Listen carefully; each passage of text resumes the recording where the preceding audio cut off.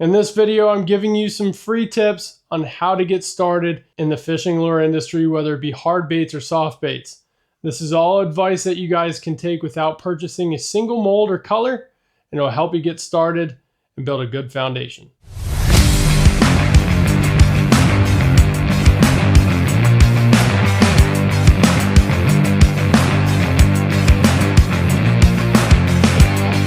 So for those of you that don't know, I own a small business tactical fishing company, and we make soft plastics, design molds, and obviously run social media channels. So before we get started, obviously we want to talk about if this is something you're going to do as a business or if it's something you're going to do for yourself to save money. And I'll tell you right now up front, it is extremely addicting to make soft plastics and create lures.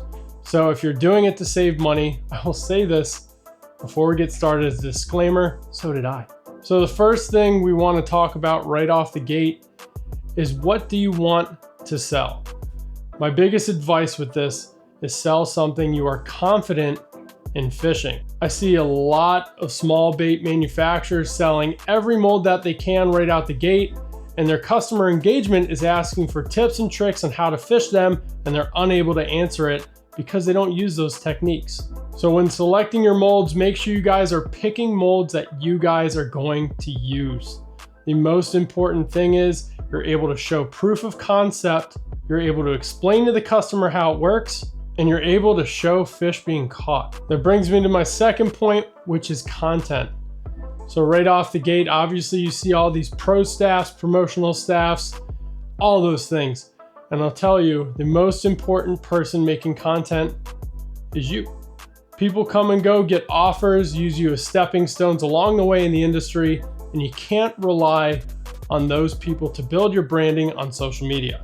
Social media is one of the biggest tools in the industry right now, and if you're not leveraging it for exposure and engagement, you're gonna get drowned out by all the other big brands and small bait makers that have mastered and perfected their content. So we obviously talked about the baits that we're selling, what we're selling. Colors are another huge factor in this. Obviously, there are big name brands pumping out hundreds of different colors in different bait molds, whether it be swim baits or craws or worms. But what you need to focus on is catch colors that people and customers can relate to. Black and blues, green pumpkins, June bugs are very popular colors. And if it's a unique mold, they're more likely to try it because it's a confidence color. Now, I will add a disclaimer here. There are a lot of people using shelf molds, meaning molds you can buy on the internet from mold manufacturers. So they're all selling the same style bait. What plays in the factor here is, how are you unique? So obviously, if the mold is the same as the guy next door is selling, you have to be unique in your content and prove that it's different than their product. Obviously, ways you can do this is perfecting the very intricate colors, your blends, and how you're posting your content.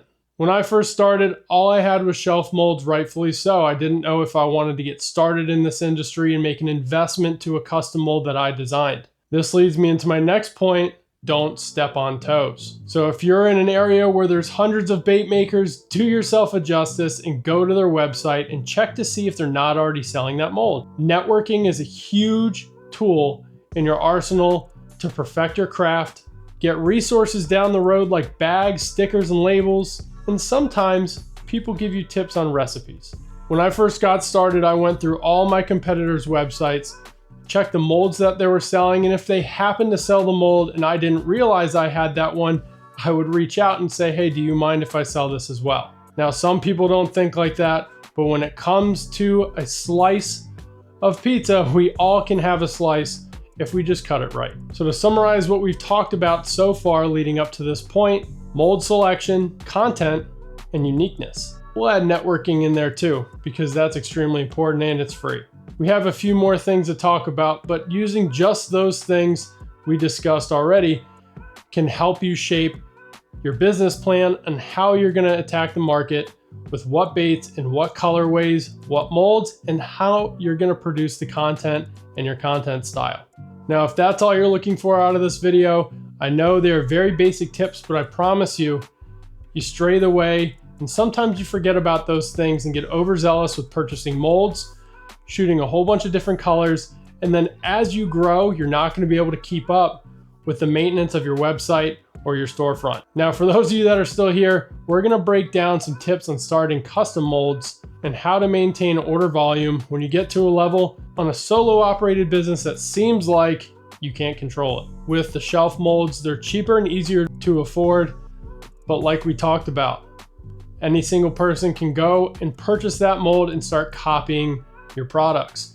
Recipes are easy to figure out if you know how to make color, and people know how to Google search for the molds. So if you're at that point or want to get to that point right off the gate where you don't want to be copied and you want to be unique, I always recommend starting out custom. So obviously that is going to be a bigger investment up front, but in the end, you're not going to waste thousands of dollars on shelf molds you're eventually going to put on the shelf. Now with that investment, we go back to our first tip of selecting and designing the bait you fish the most. When I decided to go custom, my first design was a creature bait. And the reason is I fish a creature bait almost exclusively more than any other style soft plastic. Why does that matter? Well, when you're designing something from scratch on paper, you reflect on all those key features that a big name manufacturer maybe didn't have that you would like in your bait.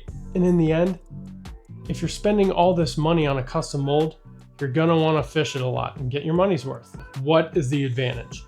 Well, uniqueness. If the fish haven't seen it, are they more likely to bite it? I don't know. But the answer is, it's something that you can call your own that cannot be replicated. Well, it can, but it would cost them a lot of money to copy you. So at the end of the day, if you are trying to make this a business, my strongest recommendation to you that I finally listened to is go custom.